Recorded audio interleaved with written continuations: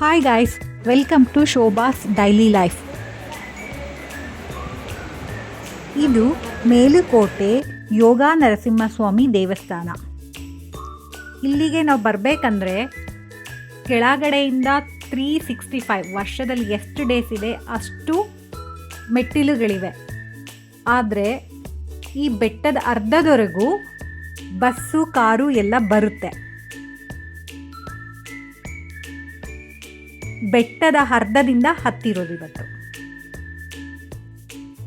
ಈ ಬೆಟ್ಟದ ಹೆಸರು ಯಾದವಗಿರಿ ಬೆಟ್ಟ ಅಂತ ಈ ಬೆಟ್ಟದ ಹೆಸರು. ಆದರೆ ಇಲ್ಲಿ ಯೋಗ ನರಸಿಂಹಸ್ವಾಮಿನ ಭಕ್ತ ಪ್ರಹ್ಲಾದ ಅವರು, ಹಿರಣ್ಯಕಶಿಪು ಅವ್ರ ಮಗ ಭಕ್ತ ಪ್ರಹ್ಲಾದ ಪ್ರತಿಷ್ಠಾಪಿಸಿದ್ದಾರೆ ಅಂತ ಹೇಳ್ತಾರೆ.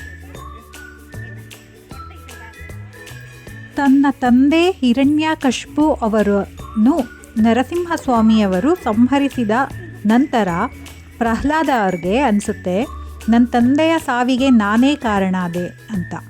ಸೊ ಈ ಚಿಂತೆಯಿಂದ ಹೊರಬರಬೇಕು ಅಂತ ಹೇಳಿ ಈ ಪಾಪ ಪ್ರಜ್ಞೆಯಿಂದ ಹೊರಬರೋಕ್ಕೆ ತುಂಬ ತೀರ್ಥಕ್ಷೇತ್ರಗಳ ದರ್ಶನ ಮಾಡ್ತಾರೆ.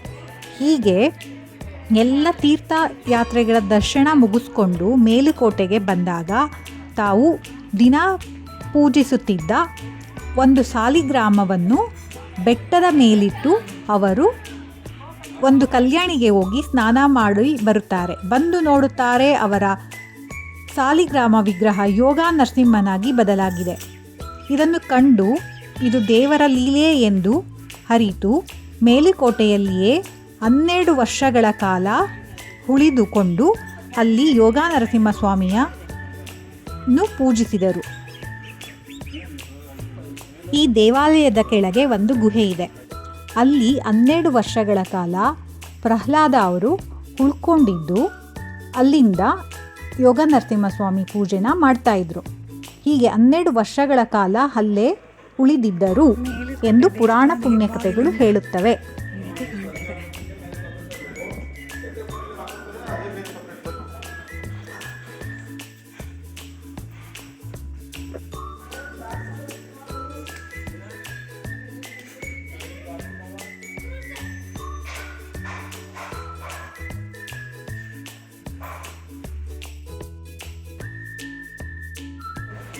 ಈ ದೇವಸ್ಥಾನಕ್ಕೆ ಗಂಡು ಮಕ್ಕಳು ಬೇಕು ಅಂತ ಆಸೆ ಇಟ್ಕೊಂಡಿರ್ತಾರಲ್ಲ, ಅವರು ಈ ದೇವಸ್ಥಾನಕ್ಕೆ ಬಂದು ಒಂದು ಪುಟ್ಟ ತೊಟ್ಟಿಲು ಕಟ್ಟಿ ಹರಕೆ ಹೊತ್ಕೊಂಡು ಹೋಗ್ತಾರೆ.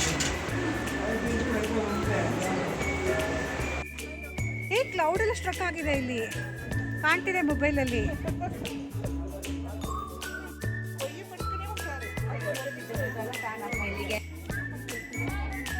ಕೇರ್ಫುಲ್. ಈ ಬೆಟ್ಟದ ಮೇಲಿಂದ ನೋಡ್ಲಿಕ್ಕೆ ತುಂಬ ಚೆನ್ನಾಗಿ ಕಾಣುತ್ತೆ. ಕೆಳಗಡೆ ಕಲ್ಯಾಣಿ ಎಲ್ಲ ಕಾಣ್ತಾ ಇದೆ ನೋಡಿ ಇಲ್ಲೇ.